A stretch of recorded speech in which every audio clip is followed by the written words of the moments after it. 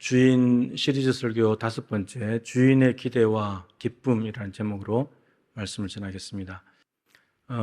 성경에 나오는 하나님은 말씀하시는 하나님이십니다. 이런 하나님이 말씀하시는 분이라면 말씀 상대자가 필요하죠. 대화 상대자가 필요하잖아요. 하나님께서 온 천지 만물을 다 지으셨는데 마지막에 인간을 지으셨고 하나님의 유일한 말씀 상대자는 인간이에요.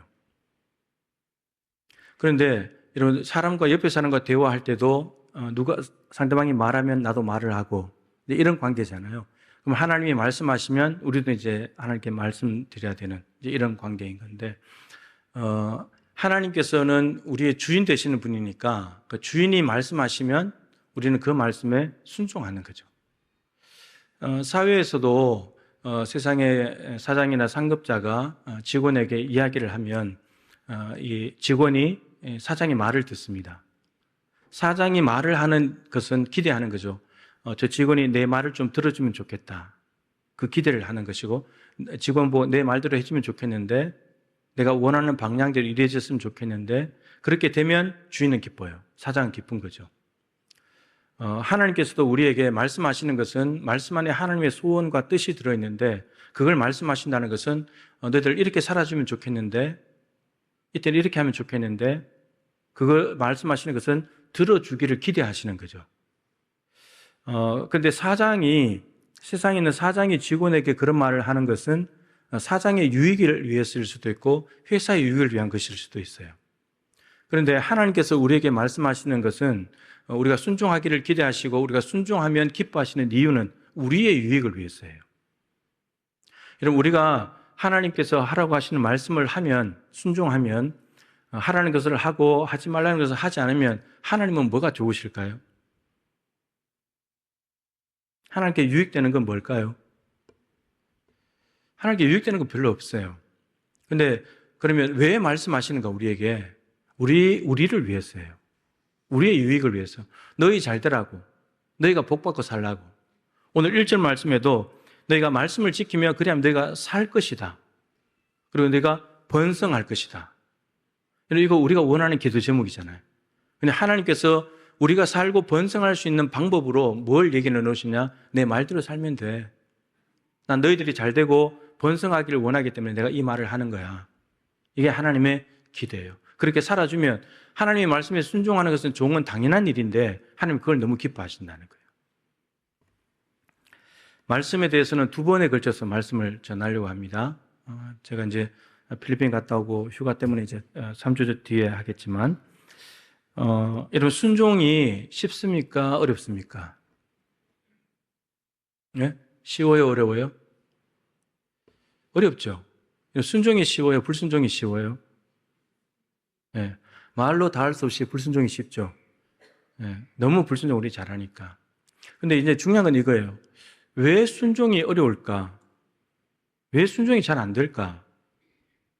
이 원인을 알아야 되는 거죠. 이 원인을 알아야지만 그것을 바꾸면 되잖아요. 그걸 고치면 우리가 순종하는 삶으로 가게 되고 그러면 주님의 기쁨이 되고 우리에게도 유익이 되는 거잖아요. 그 원인을 알아야 되는 거예요. 우리가 불순종하는 이유, 순종이 어려운 이유는 2가지 있어요. 첫 번째, 아담 이후로 태어난 원죄 때문입니다. 우리가 죄를 가지고 태어났기 때문에 시작부터가 하나님과 하나님께 대해서 부정적이에요. 우리의 시작이 그렇게 설정이 되어 있어요. 그래서 하나님께 순종하지 못합니다. 그 다음 2번째는 의지가 없어요. 우리의 의지, 내가 하나님 말씀대로 살아야지 이런 의지가 없어요. 인간의 그 4가지 인간성이 있습니다. 인간의 그 타고난 본질과 속성을 이야기할 때 4가지로 이렇게 좀 장소에 따라 좀 이렇게 나눠볼 수 있는데, 여러분 이거 중요하니까 반드시 기억해 놓으시면 우리가 인간을 좀 이해할 수 있어요. 첫 번째는 에덴 동산입니다. 에덴 동산에 있는 것은 아담과 하와밖에 없었죠, 인간이. 에덴 동산에 아담과 하와가 있고요. 하나님 나라는 이제 완성된 하나님 나라 구원받은 사람들이 있습니다. 그리고 이 땅에는 신자도 있고 불신자도 있어요. 이렇게 이제 4가지로 나눠서 인간성을 좀 생각해 보면 에덴 동산에 있는 아담과 하와의 인간성은 어떠냐면 죄를 지을 가능성 있는 인간성이에요. 선악과 먹으면 죄를 짓게 되는 거 죽는 거니까 가능성이 있는 인간이에요. 그 가능성. 근데 그 가능성을 그냥 정말 죄를 짓도록 가버린 거고. 자, 근데 하나님 나라는 예수를 믿고 죄 사함을 받아서 거룩하게 구별된 백성들이 가 있는 곳이기 때문에 거기는 죄를 지을 수 없는 인간성을 가지고 있어요. 죄가 없어요. 죄가 있다면 천국이 아니니까. 그래서 여러분, 하나님 나라는, 완성된 하나님 나라는 단순히 에덴 동산의 회복이 아니에요. 에덴 동산하고 질적으로 다른 곳입니다. 여기는 죄 지을 가능성이 있지만 여기는 가능성조차도 없는 곳이에요. 하나님 나라는. 우리가 그런 곳에 가게 된다는 말입니다. 오늘 이제 주목하고 싶은 것은 우리 지금 이 땅을 살고 있는 불신자와 신자의 인간성입니다. 불신자의 인간성은 지금 말씀드린 대로 아담의 후손으로 태어나서 하나님께 반역하는 이 죄의 본성을 가지고 태어났기 때문에 죄를 지을 수밖에 없는 인간성을 가지고 있어요. 이런 불신자들이 죄를 짓는 것은 하나도 이상한 게 아니고 인간이 어떻게 저럴 수 있지 속으로는 좀 속이 끓지만 근데 저들은 원래 그렇게 태어났기 때문에 그럴 수밖에 없는 거예요. 그런 인간성을 가지고 있어요. 그러면 이제 저 불신자도 좀 이해가 되죠. 저 인간이 왜 저럴까 싶은데 원래 저렇게 태어나서 하나님께 하나님 말씀에 불순종하는 반역하는 존재로 태어난 인간성을 가지고 있기 때문에 저런 거예요. 우리의 관심은 신자예요. 신자는 어떤 인간성을 가지고 있느냐? 예수 그리스도의 십자가 복음을 받았어요. 성령님의 역사를 통해서 그 복음이 믿어졌어요. 그래서 예수님을 나의 주와 나의 그리스도로 영접을 했어요. 이제 하나님 앞에서 거룩하다고 칭함을 받은 존재가 됐습니다. 그럼 이제 어떻게 되냐? 우리 신자 같은 경우들은 죄에 대해서 패배하기도 하지만 죄에 대해서 승리도 할 수 있습니다. 어떻게 되면 되냐? 믿음과 순종으로, 말씀 순종으로 가능하다는 거예요. 이신칭의라고 하는 믿음으로 의롭다고 칭함을 받는다는 그 말씀 속에 두 가지 개념이 있습니다. 첫 번째는 법정적인 개념이에요. 여러분, 옳고 그름을 갈라내는 것은 심판하는 거잖아요. 재판하는 거잖아요. 그래서 하나님께서 우리 안에, 우리가 예수를 믿고 우리 안에 있는 예수님을 보시면서 너 예수가 있네? 너 무죄. 이 무죄 선고가 이신칭의 안에 있는 개념이에요. 우리는 죄인인데 예수님이 우리의 죄를 대신 짊어지고 죽으셨는데 그걸 믿기 때문에 우리의 죄가 다 없어졌다는 하나님으로부터 최고의 재판장이신 하나님으로부터 무죄 선고를 받는 것이 이신칭의예요. 자, 그러면 뭐가 해결되냐? 아담의 후손으로 태어나서 불순종의 죄를 가지고 태어난 우리의 원죄가 이제는 죄가 다 용서되었기 때문에 이제 아담의 핑계를 댈 수 없어요. 불신자들은 아담이 죄지어 가지고 우리가 죄짓습니다. 하나님께서 불순종합니다. 핑계 댈 수는 있지만 우리는 핑계를 못 대요. 신자들은. 죄를 사해버렸기 때문에 핑계할 수 없습니다. 그리고 두 번째 이신칭의 안에 있는 개념은 관계적인 의미예요. 관계는 여러분 죄라는 것은 하나님과 우리 사이에 원수관계를 만드는 거예요. 죄가. 근데 예수님의 십자가의 죽으심으로 원수관계를 다 없애버렸어요. 그러면 하나님과 우리는 화목하게 됐죠. 회복이 된 거예요. 용서가 된 거예요. 하나님하고 화해가 된 거예요. 그러면서 이제 하나님으로 주인이 바뀌어졌어요. 내가 주인이었는데 하나님으로 주인이 바뀌어졌고 이제 하나님의 뜻대로 살아갈 수 있는 가능성이 생긴 거예요. 내 안에 성령이 계시기 때문에.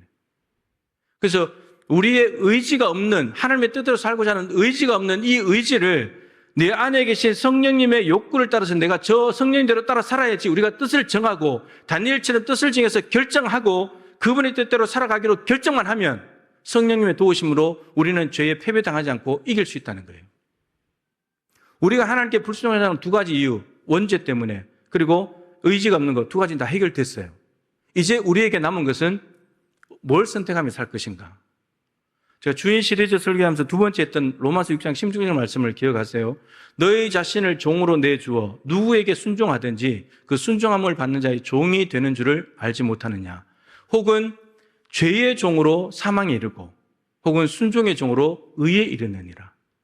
우리 자신을 죄에게 종으로 내주면 사망으로 갈 뿐입니다. 지금 불신자들은 죄성을 가지고 태어났고 불순종을 가지고 태어났기 때문에 죄에게 그냥 내주는 거예요. 그래서 사망으로 가는 겁니다.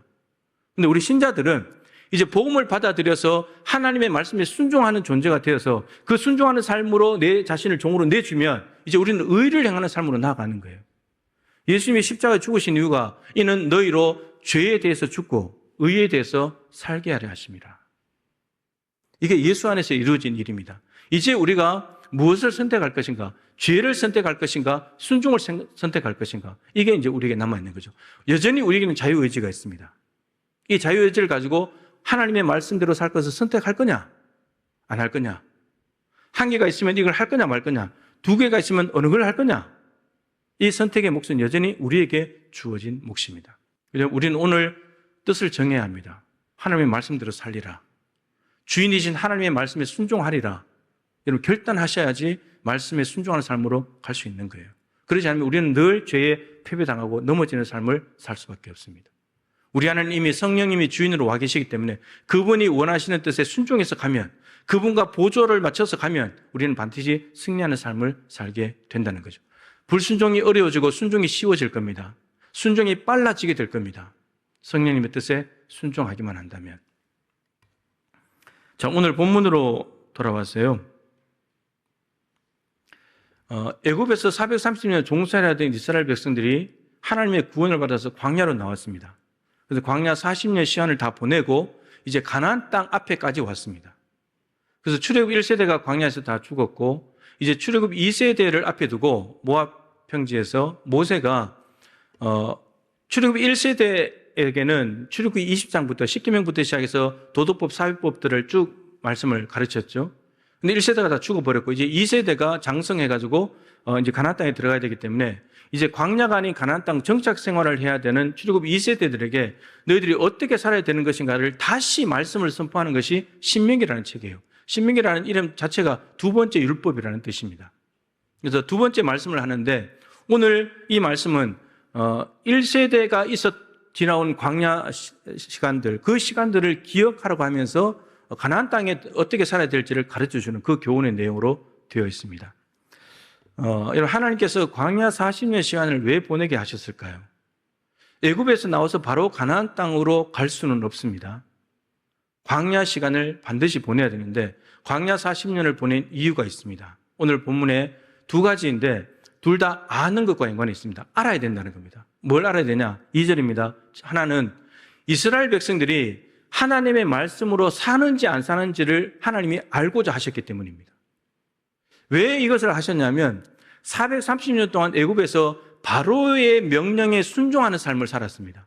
바로의 종으로 살았잖아요. 근데 하나님의 구원을 받아서 이제 광야 430년 생활을 끝내 광야로 나왔는데 이들이 자기들을 구원해 주신 하나님을 주인으로 모시고 그분의 말씀에 순종할 것인가? 이걸 살펴봐야 되기 때문에 그래서 40년이라는 시간을 통해서 하나님께서 끊임없이 말씀하시면서 내 말대로 하면 광야도 살아낼 수 있다. 이걸 훈련하셨다는 거예요. 하나님이 그걸 알고자 하셨습니다. 여러분 아무리 하나님의 구원을 받았다 할지라도 하나님의 말씀에 순종하지 않는다면 바로에게 순종하던 그 습성이 남아있기 때문에 죄의 노예의 근성이 남아있기 때문에 저들은 하나님 말씀에 순종하지 않습니다. 그러면 가나안 땅 가서도 반드시 실패할 수밖에 없습니다. 두 번째 하나님께서 알고자 하셨던 건 뭐냐면 3절입니다. 이스라엘 백성들이 하나님의 말씀으로만 살면 광야에서도 살 수 있다는 것을 저희들이 알게 해주려고 이스라엘 백성들이 하나님의 말씀을 듣는지 안 듣는지 하나님은 알기를 원하셨고 그렇게 말씀만 들어도 너희들이 살 수 있다는 것을 깨우쳐 주려고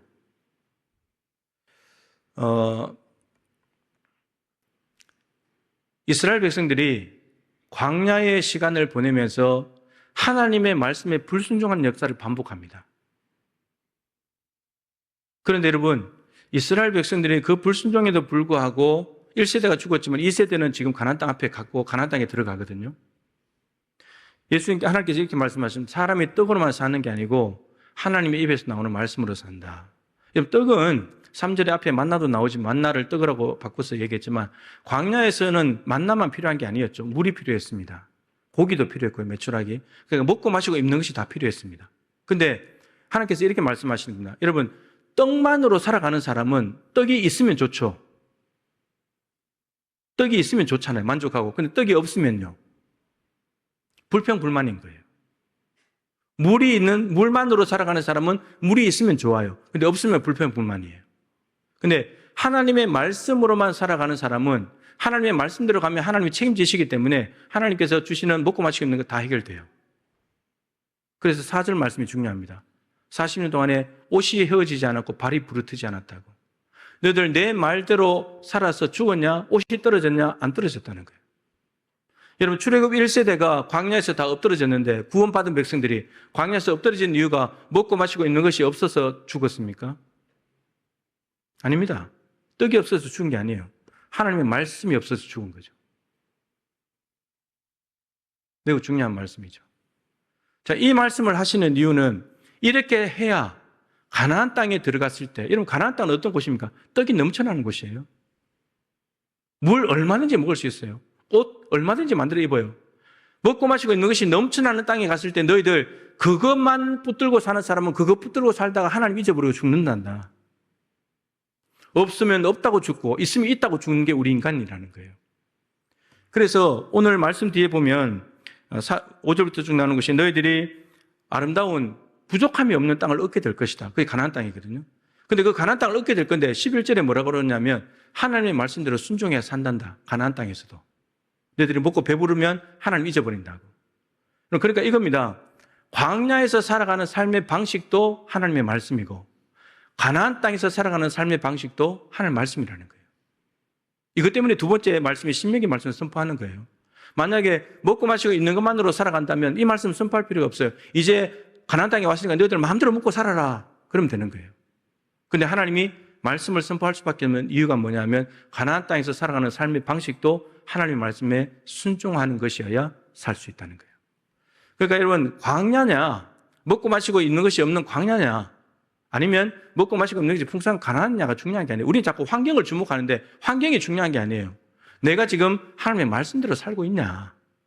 말씀대로 살면 아무것도 없는 나쁜 환경이, 좋지 않은 환경이 광야에서도 살 수 있는 것이고, 하나님의 말씀을 놓쳐버리면 아무리 풍성한 가나안 땅이라 할때 거기서도 망할 수 있는 거예요. 근데 실제로 이스라엘이 망했잖아요. 가나안 땅에서. 광야에서도 망했지만 가나안 땅에서도 망했어요.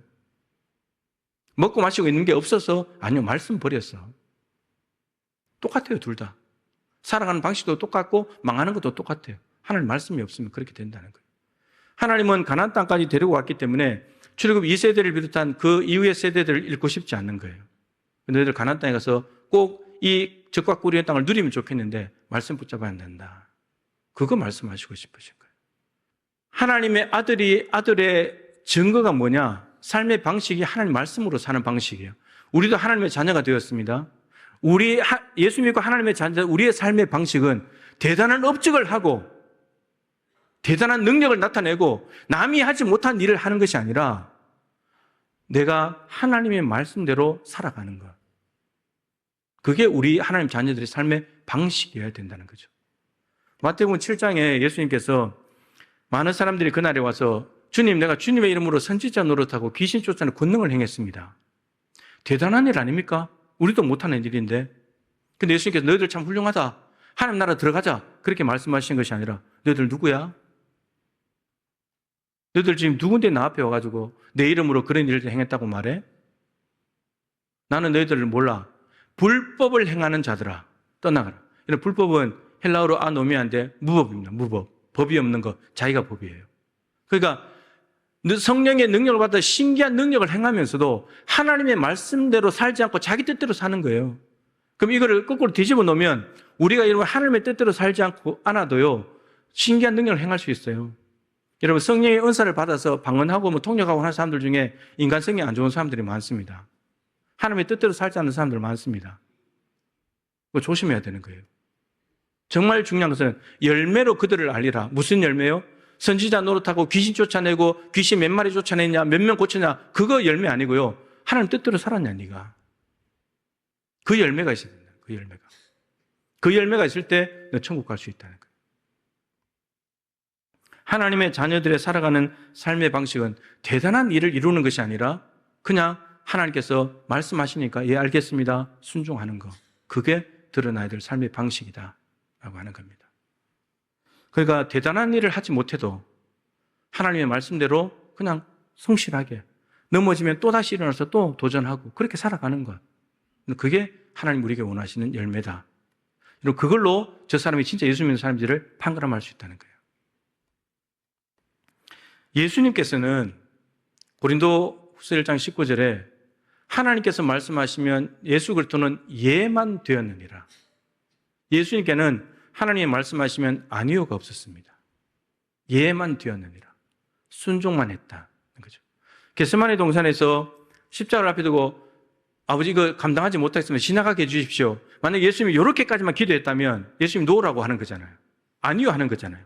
근데 기도가 거기서 끝난 것이 아니고 하지만 내 뜻대로 마시고 아버지 뜻대로 되기를 원합니다. 내가 예스 하기를 원합니다. 근데 지금 예스가 안 됩니다. 하나님 나를 부인할 수 있도록 도와주십시오. 그래서 3시간 기도해서 아니요가 결국 마지막에 예로 바뀌어졌잖아요. 우리도 어떤 일을 하나님께서 말씀하실 때 처음에는 하나님 못하겠습니다. 이렇게 시작할 수 있지만 그래서 끝나버리면 아니요 불순종하는 것이 되지만 아니요라고 했다가 생각을 바꿔서 제가 하겠습니다. 그러면 이해가 되는 거예요. 김종필 선교사님이라는 분이 계신데 제가 하도 오래전에 책을 읽어서 책의 내용은 기억 안 나는데 제목만 보면 이 선교사님이 어떤 삶을 살았는지 이 책이 무슨 내용인지를 금방 알 수 있습니다. 책 제목이 이렇습니다. 하라면 하겠습니다, 주님. 이게 책 제목이에요. 하나님께서 나의 주인이 되시니까 주님께서 이 선교사에게 있어서 저 선교지로 가라면 주님이 가라고 하시니까 가겠습니다. 저거 너무너무 힘든 사역인데 주님이 하라고 하시면 하겠습니다. 종은 노가 없습니다. 진짜 종은 예밖에 없어요. 여러분 주인이 계속 말하는데도 종이 아닙니다, 못합니다, 힘듭니다 그렇게 말하면 그 종은 바꿔야죠. 바꿔야죠. 이사야 66장 말씀을 이야기하고 마치려고 합니다. 이사야 66장 1절 2절에 보면 하나님이 얼마나 크신 분이신가. 여러분들은 지금 그 의자에 엉덩이를 붙이고 발을 바닥에 앉죠. 그죠? 그러니까 그만큼 자리만 있어도 여러분들은 들어갈 수 있어요. 근데 이 공간만 해도 수백 명이 앉을 수 있잖아요. 근데 하나님은 너무너무 크신 분이기 때문에 너무나 광대하시고 위대하신 분이기 때문에 얼마나 그냥 저 하늘이 의자래요. 보좌. 그리고 이 땅이 발이래요. 여러분 어마어마하게 크신 분이잖아요. 어마어마하게. 근데 그 하나님이 들어갈 집이 어디 있고 안식할 처소가 있겠느냐 이 땅에 없다는 겁니다. 그 크신 하나님은 어디에 담겠습니까? 우리는 너무 작기 때문에 여기에도 수백 명을 담을 수 있지만 하나님 못 담는다는 거예요. 근데 그렇게 무지막지하게 크신 하나님이 거하시는 곳이 있대요. 어디에 거하시냐? 마음이 겸손한 자, 심령에 통회하는 자. 오늘 주목하고 싶은 세 번째인데 하나님의 말씀 앞에 떠는 사람.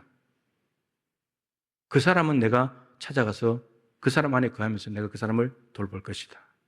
여러분 하나님을 담는 것은 장소가 아닙니다. 우리의 마음이에요. 이 좁디 좁은 조속으로 변하는 돌아서면 바뀌어버리는 이 추한 마음 속에 하나님의 말씀을 듣고 내가 잘못 살았구나. 내가 심각한 죄인이구나. 내가 충성하지 못했구나. 이렇게 벌벌 떨면서 말씀을 받는 사람 속에 와서 하나님이 그 사람을 돌봐 버린대요. 하나님의 말씀에 대한 종의 태도가 어떻습니까? 우리는 예가 됩니까? 아니면 아니요가 많습니까? 우리가 예라고 대답하고 정말 성령님을 의지해서 순종하고자 할 때 그 삶은 우리 하나님께 놀라운 기쁨이 될 것입니다. 하나님을 말씀 순종으로 기쁘시게 하는 신실한 종들 될 수 있기를 축복합니다.